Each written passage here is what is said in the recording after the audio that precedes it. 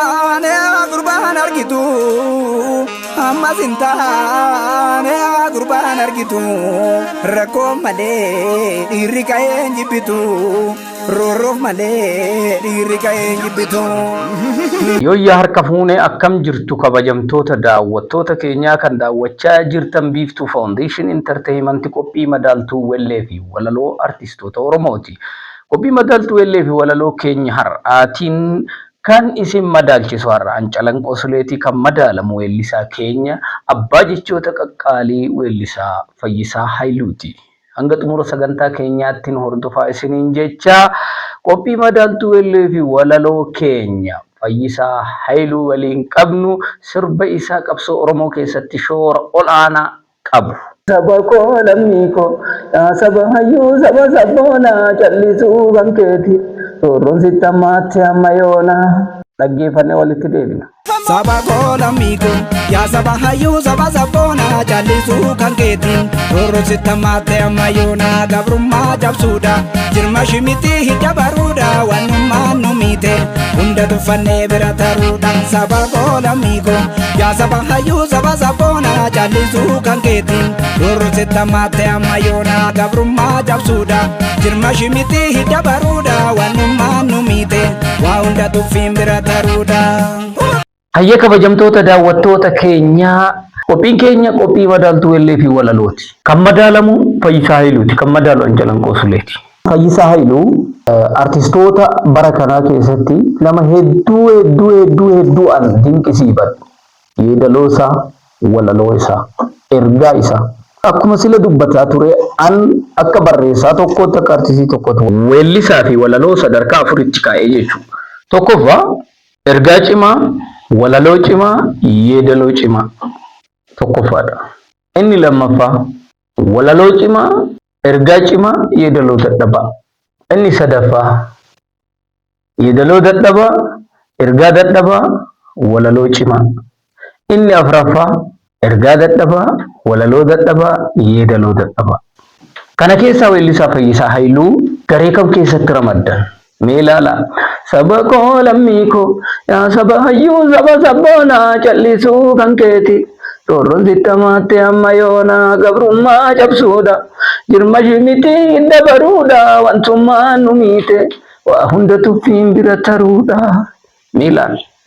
Walaloo isaa akkatti manni mana rukutu, ergaan isaa akkam akka ga'u ilaali. Saba koo lammii koo dhugatti waa weellisaan hedduu waliin rakkate namni kun jecha kana qofaan lafa kaa'e jedhee amana jechuudha. Weellisaa Fayyisaa Haayiluu maal jedhee saba koo lammii koo yaa saba hayyuu saba sabboonaa jedhe cal'isuu kan keetiif roorroon sitti hammaatti amma yoona. Argitee sababnummaan roorri qabneef maaliidha jedhee waraqaa fi itti ta'uuf Fayyisaa Haayiluu sirba isaatiin gabaabse sakandii keessatti deebii kenne jechuudha.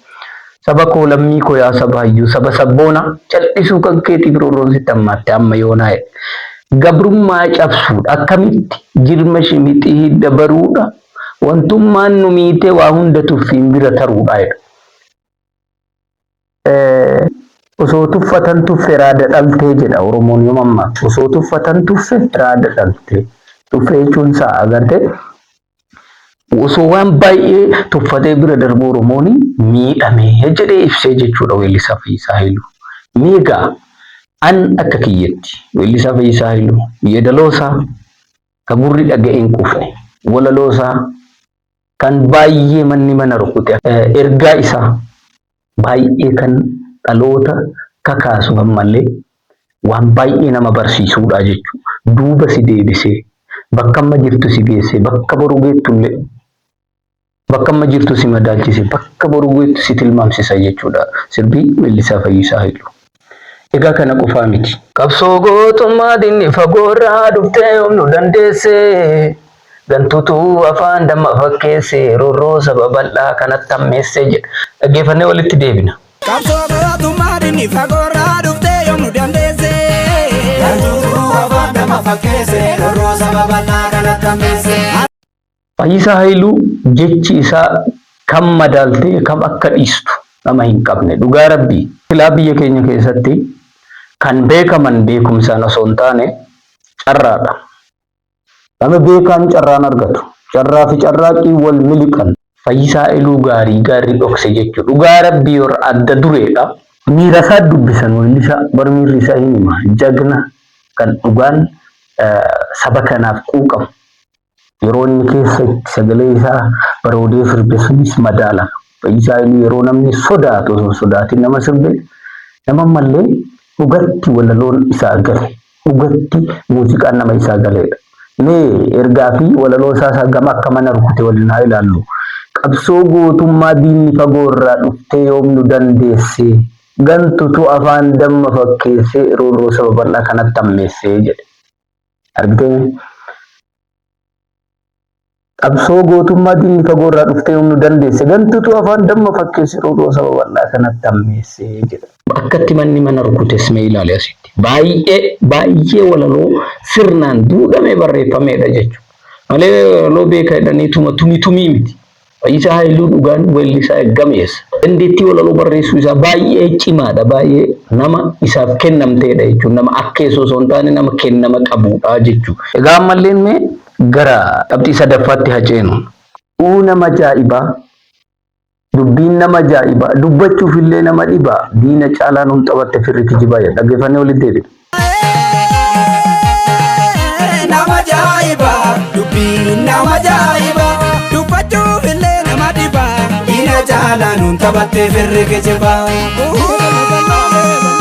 Nama ajaa'ibaa. Dubbiin nama ajaa'ibaa. Dubbachuuf illee nama dhibaa. Diina caalaan taphatte firri kijibaa. Nama ajaa'ibaa. Dubbiin nama ajaa'ibaa. Dubbachuuf illee nama dhiba. Diina caalaan taphatte firri kijibaa jedha. Mee walaloo isaa akkuma dhageettan ganaqa koomantii itti kennan hin jiru jechuudha. Walaloon nama kennameefidha. Yeedaloonis nama kennameef. Mee ergaa laalla. Namni kun itti yaadee barreesse moo nan sirba jedhee sirbe ka jedhu. Mee laalla dhugumatti Oromoo. Diina caalaan taphatte firri kijibaa. Argite? Diina caalaa. Diinatti beektee yeroo ati firraa dhorgitu diina kee caalaa siin taphatte firri kijibaa argite akkatti yaadee weellisaan barreessu. Dhugumaan naa duraa bara. Artiistoota jechuun naa duraa fageenya argoonni jedhan dhuguma bara. Laalii xiinxalee bara. Namni kun maal hima beektaa walaloon isaa kun ergaan walaloo isaa kunillee namoonni baay'een isa mudate nama chaalenjii hedduu dabarse ta'uu isaa himaa jechuudha. Kanatu isa cimsa. Egaa ammas kan itti aanu ergaa isaatiif walaloo isaallee ilaallaa jechuudha. Maal jedha? Yaa qeerroo numatu gaachana sabaati roorriftuu ofirraa eegna dammaqaati. Dhaggeeffannee walitti deebiin. Yaa qeerroo numatu gaachana sabaati roorriftuu ofirraa eegna dammaqaati. Kaleessa kan lubbuu kenne falmee roorroo akkamii alagaa nyaatti kee bageerroo lammii koo kutaaf gandaana daayiruuni gabroomsu irra garmaamsu wal filuuni. Argite yaa qeerroo jedha simatu gaachana sabaati roorriftuu ofirraa eegna dammaqaati. Kaleessa kan lubbuu kennee falme roorroo akkamiin alagaa nyaatti kee baqeerroo mee ilaal dubbii makan. Argite weellisoonni baay'ee sirba. Mee nam kun akkama xiyyeeffannoo kenni qabsu Oromoo kanaaf akkama Oromoo kanaaf akka quuqame jecha isaatirraa laal sabboonummaa isaallee jechuudha. Ergaa jecha kanaallee ilaalme.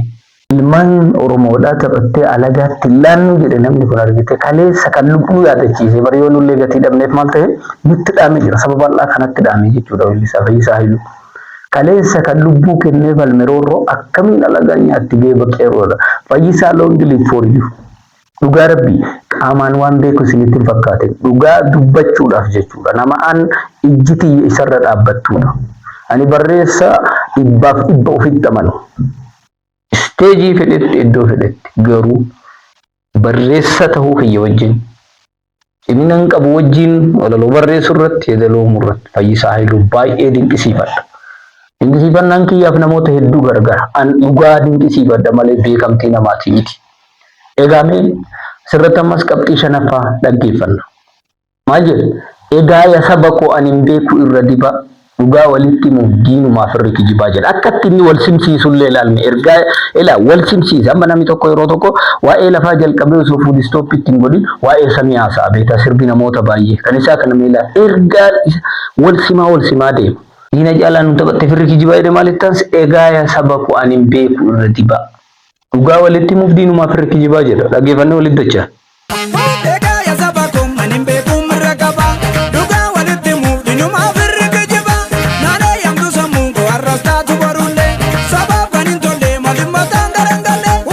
argite egaa ya saba koo anin beekuu irra diba dhugaa walitti muuf diinumaa firri kajiba naan eeyyamtu sammuun koo har'as taatu borullee sabaaf kan hin tolle maaliif mataan garagallee ergaa isaa fagees ilaal nam sabaaf hin tolle maaliif mataan hin garagallee jedhe an Fayyisaa Haayiluu isan dhaga'uudha argitee dhugatti itti hime eenyu mallee osoo sodaatin jagnummaa isaallee as keessaa mul'ata.